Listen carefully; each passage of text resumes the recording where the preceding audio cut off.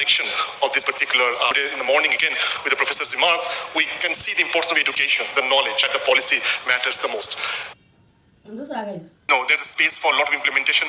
Many of our friends are from the Pacific here. You can attest to that fact.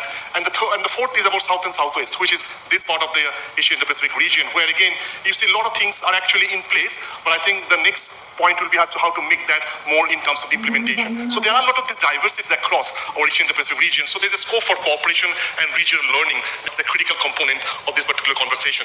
And I want to showcase this example that we have collected from the region. We have, Indorama. Indorama actually, we have a task force, what Ms. Chanda mentioned about the ESCAP Sustainable Business Network. Within that, we have a task force on circular economy. And Indorama is the chair of our task force.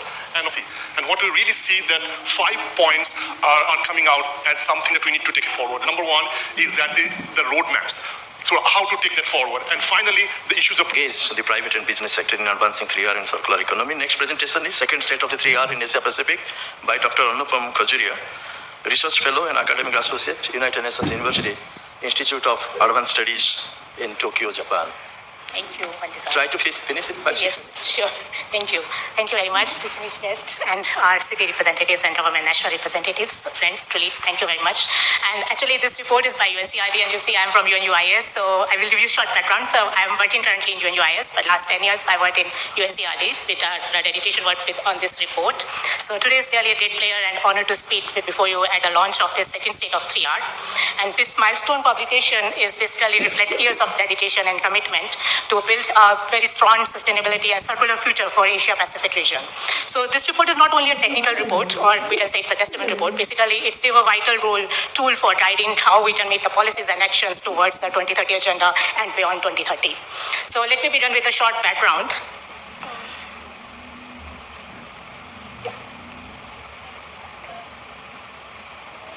So this state of 3R project is launched the first report during Indore 8th Regional 3R Forum in Indore in 2018.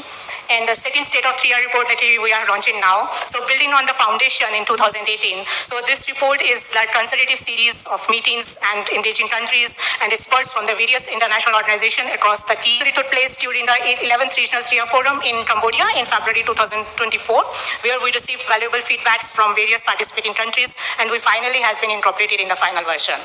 So today it's really proud to officially launching this report at the 12th Regional 3R Forum in Jaipur.